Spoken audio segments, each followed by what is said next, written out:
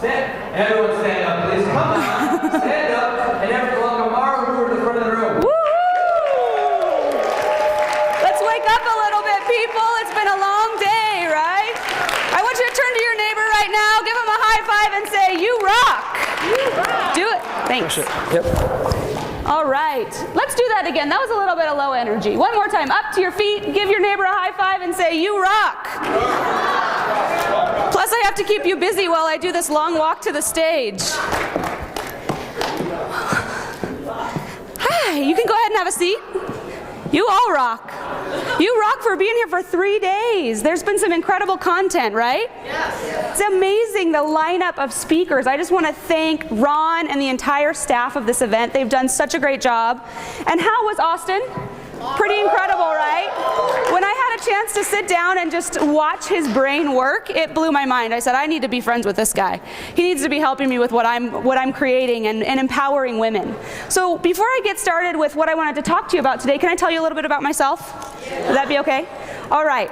So I started out as about a 5-year-old girl, and I had a rather eccentric personality. Can you tell that about me?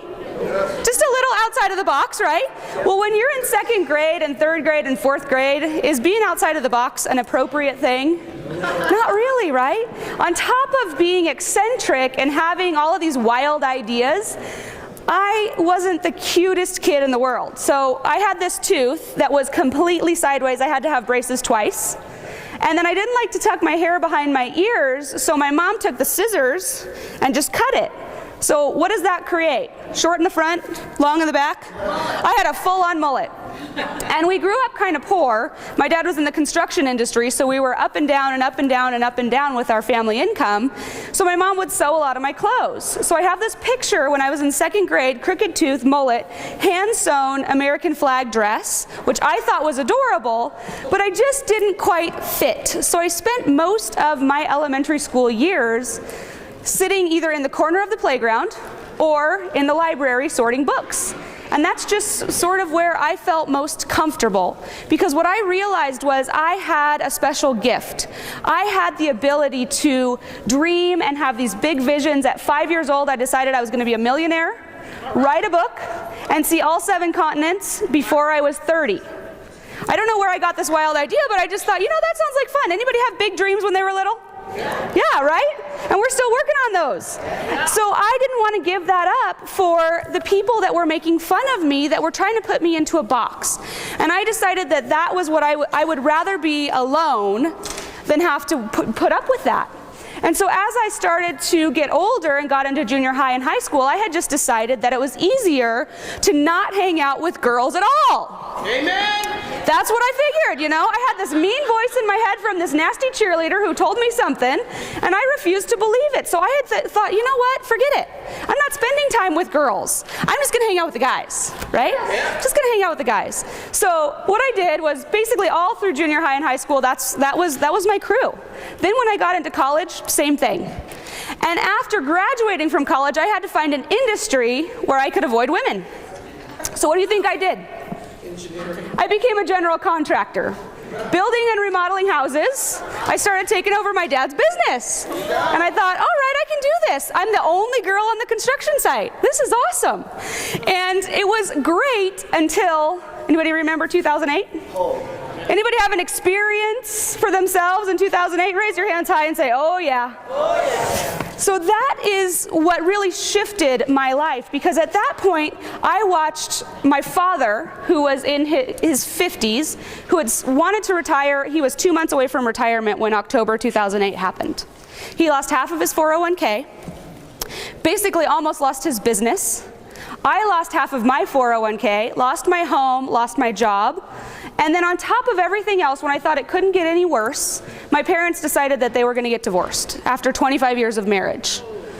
So I found myself as a young 20-something trying to figure out, what in the world am I going to do with the rest of my life, and how do I pick up all of these pieces? And I looked down and I said, I have 2 choices. I can either wallow in this, or I can use all of these little pieces as the building blocks to create what I really want in my life and reach those goals and dreams. And that's what I decided I was going to do. So I had to still go find an industry where I would be able to avoid women, So what else did you think I came up with? I became a financial advisor because it's an industry full of men. However, I partnered with a company out of Denver called Five Rings Financial, and unbeknownst to me at the time, their specialty was working with women. Surprise! So, having been in the construction industry, I wore jeans, flat shoes, and t-shirts for 6 years. So you know why I have to dress like this? Because I am paying for 6 years of fashion sins. And what I've been told is if you double your accessories, you pay off your sins faster. So that's where I got the hat. So I decided that I was going to move into this industry, but I was going to be me in that space. I did not want to have to wear a suit and pretend to be a guy, and so I actually related very well to a lot of the women that I started working with. And we ran these groups called Wine, Women, and Wealth. Anybody think Wine, Women, and Wealth sounds like a good idea? Woo! Yeah. And I started to fall in love with women because I was able to have a real conversation with them. And now, guys, I'm not excluding you here, but how many guys in the room would admit that we could use some women's empowerment right now going on in this world? Come on. Yep. Give me a, oh yeah. This guy's up here saying, my woman's already empowered enough. I don't need it. She doesn't need any more empowerment. But for some of us, we need to bring that space up in the world. And so what I realized when I was working with these women is I wanted to take the conversation to the next level. It wasn't just about money. We all have money issues, right? Everybody that has money issues, raise their hand and say, oh yeah, I've got some money issues. Yeah, I got some money issues. So what I needed to create was a space for women to have great conversations, and the key was I wanted them to be able to step into their uniqueness and their brilliance and shine. That's what I'm all about, is creating that space to shine. And there were two things that really drove me. The first was when my mom and dad got divorced. My mom was in her early 50s. She had spent 25 years raising 3 amazingly independent women. That was her goal. But when we left, she lost what was most important to her. You see, her core value, at the core of her, what she needs to experience on a daily basis is connectedness. And unfortunately, my mom and my dad didn't have that in their relationship. And so since they didn't have that, when we were gone, my mom had lost all ability to be connected. And I started to see her in this space of thinking, boy, I have everything. I should be fulfilled, but I'm not. What's wrong with me? And she was also afraid to ask the question, or didn't give herself permission to ask the question, what do I want? What's most important to me? Because in our society, what are we taught? Be small, be quiet, don't shine, don't make anybody else feel bad, so you need to be small so that everybody else can be comfortable. And you don't want to brag about yourself, right? But when you're in business and in sales, if you can't brag about yourself, i.e. tell people what makes you unique and why they should work with you, then what are you doing? We have to be able to step into that space. And so I found my mom in this place, just feeling totally disconnected and wondering what was wrong with her. And so even though it was painful to watch my parents split up, I had to support her because I understood or tried to understand what she was going through, and I had to support my dad at the same time. The second thing that really got me going was I read an article in Vanity Fair that said happiness among women in the United States has been declining since 1972. Does that sound like a problem? Yeah. It sounds like a problem, right? And I just decided, you know what, that's enough. That is enough. We have to step up and create a space for women to step into what makes them brilliant. Right? Yeah, give that a round of applause. And so my goal was to create a company where we could have this space, where women could step into that and say, I want to spend 3 days with you, Mara. I want to spend 3 days learning about myself. I value myself enough to take 3 days out of my schedule. Any women in here willing to admit that maybe you might be running around with your hair on fire most times, putting out somebody else's problems? So take my mom, for example, raising 3 little girls. When was she supposed to take time to say, oh, well, what's most important to me in my life? I got to think about my core values. No, she had 3 girls to cart around. One was in cheerleading, one was in basketball, one was in swimming, one was in ballet. I mean, we had her going all over the place. And so I wanted to create this space so women like my mom, and women that are my age, that are maybe just having kids and are grappling with this, I feel guilty because I'm staying home, or I feel guilty because I'm at work. And they're always feeling guilty. We want to remove the guilt, the shame, the fear, and give women a space so that they can step into what makes them unique, what I call their you factor, and celebrate it. and really bring that into their life and align that in their business. Does that sound incredible? Yeah. How many women in the room would love to have their alignment with their business and what's most important to them? Absolutely. Absolutely. How many guys in the room have a woman in your life, whether it's your daughter, your sister, your mother, your wife, your girlfriend, whatever, maybe a coworker, that you think would benefit from something like that? Knowing what's most important to them. It's an incredible space to live in. And that's what I want to create and what I'm creating for women. So I want to ask you a question.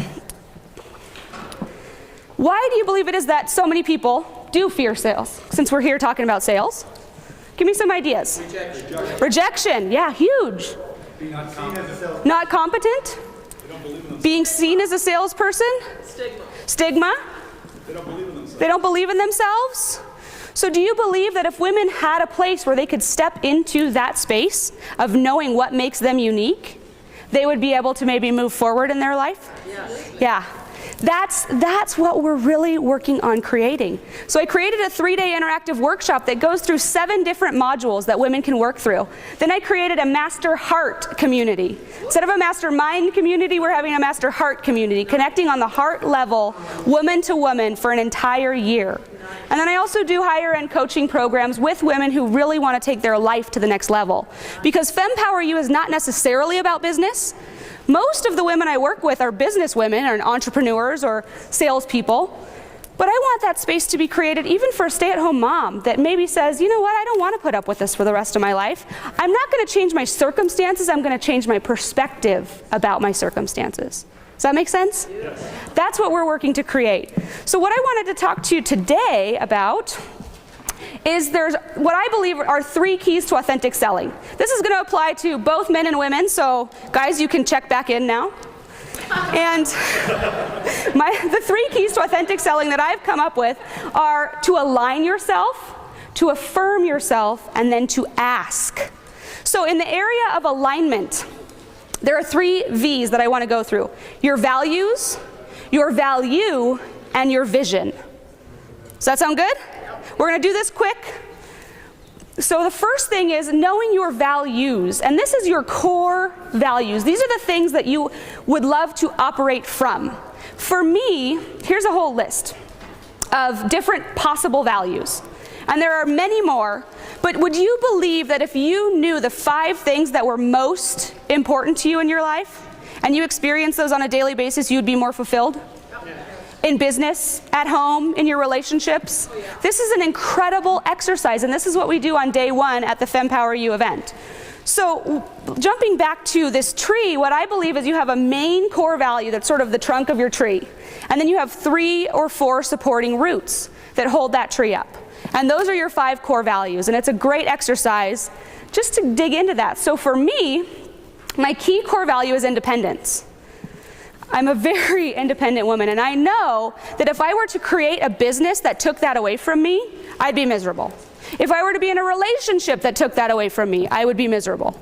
Now that my mom knows that connectedness is her key core value, you better believe that when she met her boyfriend Bob, whom I love and adore, because his key thing that he does for her is give her that connection that she needs. But she knew that about herself, and then she was able to look for that. My other core values are love, adventure, community, and expansion. Creating an expansive space. So when you're able to actually sit down and go through this, it gives you some great clarity around who you are, and then it allows you to support yourself. Instead of building a business where you feel trapped, you're going to feel fulfilled and free. Anybody ready to be fulfilled and free in their business? Give me an oh yeah. Oh yeah. Oh, that was weak. Give me an oh yeah. Oh yeah. There we go, that's better. All right, the next area of really understanding your value is a conversation that I love to have around self-worth and net worth. When you hear the word self-worth, what's the first thing that comes to mind? Net worth? Self? What else? Esteem? What I've found is sometimes we hear self-worth and we may go to the negative. There's plenty of negative definitions around self-worth. Right? You're selfish, for example. And so if we're automatically programmed to hear self-worth and think something negative, are we going to want to have self-worth? Probably not. What about net worth? What do you think about when you hear net worth? Money? Some people will go in the direction of something negative. Like, oh, that rich guy that has the airplane, that's a real jerk. What we did in the three-day workshop that I just ran is I had a brainstorming session with the women, and we did everything that could be positive about self-worth and net worth and everything that could be negative. And it was fascinating because the negative was so much easier to come up with. But once we started thinking about the positive, we talked about what are some of the women that are in the space, and when you think of net worth, you think of great, amazing women. People like Oprah, who make a huge difference on this planet. And that's where the conversation that we need to have around our own value, so that we have a positive correlation to self-worth and net worth. Does that sound good? Yeah, it's an incredible thing. This is another exercise, the U-Factor support system. So what I want to do real quick is do this exercise with you. And it's going to have to be fast because I only have 10 minutes left. But I would love for you to just take a minute and think about, just erase all of the stuff that you've been told about not being able to brag about yourself. Get rid of that humility for a minute. Can we do that? Can everybody agree? Say, I'm not going to be humble. I'm not going to be humble. Okay, I'm going to brag. It's okay. What makes me unique? I want you to think of the first 4 things that come to mind that make you different from everybody else on the planet. We all have them. Real quick. And if you don't want to write it down, you're probably right. Because what I find is when you think about something, it comes up from your subconscious and you're like, yeah, no, I can't say that. Couldn't possibly say that about myself. That's too braggy. Anybody willing to share something? Yes? My compassion for others. Compassion for others. Great. Yes? Bold. Bold. I can hear that in your voice. I love it. Bold. What else? Visionary. Visionary. You had another one? Sexy. Sexy. Woo! Yeah. Go ahead. Great communicator. Great communicator. Yes. I have an ability to come to a conclusion very quickly, and I've had to develop a skill, and here's what's good about me, to be patient while other people catch up with my ability to be fast. Being patient. Awesome. Yeah. People who get it are cracking up. Yeah, exactly. Yeah. I'm a positive person. A positive person. Yes. Just loving people for who they are. Loving people for who they are. You see what I believe? You go ahead, one more. On fire. On fire. Woo! You see, what I believe about us as human beings is we are the only person that will ever walk in our shoes. I am the only Mara that will ever walk this planet. Thank God in His infinite wisdom He decided there shouldn't be 2 of me. But there is 1 of me. And since I am the only one, I have to show up like that every day and create that space for other people to step into that. Does that make sense? That's what it's all about, creating that space. So what I believe is when you're creating a dream and vision, you want to come from the space of what are my values and what is my value? And you want to look, what's my big picture for my vision? Then what makes me unique? How am I going to get into the details, the nitty-gritty, and my core values? And you blend all of that together, and that's where you can create a vision for your life and your business and your relationships and your family. We have to come from that space of blending all of that together. So these are the things to recap on this first one, which is align. You want to do what you love. In order to do that, you align with your values, you celebrate your U factor, what makes you unique, and you make sure that your vision supports your values. You start from the place of what are my core values, and you go from there. The second thing I want to talk about is to affirm yourself. And this comes more than anything in the conversation that I have with my clients about money. And we, at the FemPower You 3-day interactive workshop, we go through this. And we're going to deal with tuning in, tuning up, and then rocking out to your money soundtrack. Because what I believe is we all have a money soundtrack. Do you agree with that? We all have some stuff we're carrying around with ourselves that has to do with our conversation about money. Maybe what we say to ourselves, what we say to others. So the key things are, what did you learn about money when you were a child? Then what did you learn from society? The things like money doesn't grow on trees, money is the root of all evil, filthy rich, things like that sort of run a program. Because what I believe is that the childhood and society are the key pieces that form this soundtrack. And they run in the back of our minds from about 3 or 4 years old. And until we realize that that's playing, we don't even know that that's where we're operating from. So until you have somebody come to you and say, hey, let's work on this together, let's turn that volume up, listen to the song you've been listening to for the last 20, 30, 40, 50 years, and decide if you even like it. Because if you don't like it, you can create your own money anthem to rock out, to really have the experiences that you want around money. And that's what it's all about, because we can create incredible things. Once we've created a vision, we have to have money to fuel it, right? So there's key things that go into your money anthem. You want to look at your best money experiences in your life, some new money beliefs that you really believe will support you in your new vision, and then also any goals that you've set. And we blend that together when we create that new money anthem. Anybody want a new money anthem in the room? Yes. Woo, right? Awesome. So what's your new money anthem? That's what I want you to start thinking about. What is it that I need to believe about money that's going to get me there? Because what I believe, I've made 6-figure investments in myself in the last year, because I believe that I have a message to carry to women.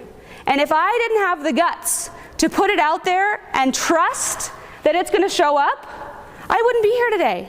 I wouldn't have Ted and Bill Walsh as my coaches, but I do, because I know that I have to create this space, and in order for me to do that, I have to invest in myself first. So what do you need to change in your life to be able to step into that space and create the space for others? Whether that's your family, or whether you have a vision of building a multi-international giant business that's going to take your message to the world, whatever it is, make sure that you're supporting yourself with the conversation that you're having around money. The last A is to ask. So first you have to ask yourself, what is it that I want? So everybody raise their hand and say, I'm okay. I'm okay. Asking for what I want. Asking for what I want. Because sometimes we're taught not to do that, right? We're told, don't ask. Don't worry about yourself. Give to others. But if you don't take care of yourself, you end up exhausted. You end up in the position where I saw my mom, in her 50s, wondering what the heck she was going to do with the next 40 years of her life. I don't want that for anybody. I want us to feel like we have this vision that's funneling us to create incredible things at whatever level we want. So you want to ask yourself, what do I have to do to go from feeling like garbage to feeling great? Right? Woo! Right? Yeah. That's me partying with Austin last night at the Calvin Harris show. Just dancing like crazy, being free. That's what it's all about, be free. Then you want to ask for the biz. Anybody want to admit that they may have a problem every once in a while saying, hey, buy my stuff? Yeah. Anybody? Yeah. I don't think I'm the only one. So you want to be able to ask, and the way that you know that you can ask is that you know you can make a difference in somebody's life. And when you know that, you can feel confident. And that's what I know about my 3-day workshop, that I can make a difference in women's lives. Why? Because I just had my very first one. I had 70 women in the room. And the changes that were made in just 3 days, it was absolutely incredible. But I had to ask for women to show up. Yes. I had to create the space, and then I had to ask. The last thing is to ask for support, but also be willing to give support. And I really believe that the way that you can add tons of value to your network is to become a net weaver. To say, I have all of these different groups of friends, and maybe this person has never met this person, but maybe they would be great friends. Maybe they would be great business associates. Whatever it is, start connecting people in your own community. Because what that does is it endears you to them. They want to stay close to you. They want to stay in a relationship with you. They want to give you business. And so to really be authentic in your sales, when you're working with clients, figure out, how can I connect this person with somebody else that can add value to their life? Or maybe this person that I'm working with could be a great support of one of my friends. So you want to step into that space of doing that. Because what I believe is women who ask live amazing lives. You want some examples? Yeah. Joan of Arc. Incredible woman. She said, I am not afraid. I was born to do this.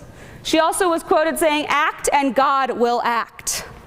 Anybody ready to take some action today? Yes. Yes. Step into that space. Second woman, Susan B. Anthony. She said, women must not depend upon the protection of a man, but must be taught to protect herself. Just to make sure that she's advocating for herself. I'm not saying go out and cause a bunch of ruckus in your relationship, but make sure that you're staying connected. Next, Amelia Earhart. Courage is the price that life exacts for granting peace with yourself. And Rosa Parks, an incredible woman who said, I have learned over the years that when one's mind is made up, This diminishes fear. Knowing what must be done does away with fear. Anybody ready to get rid of the fear in their life? Absolutely. So, what I want to show you real quick, this is my why, this is my family. My mom, she's an incredible woman. She's been able to see me on stage. She was at my very first workshop.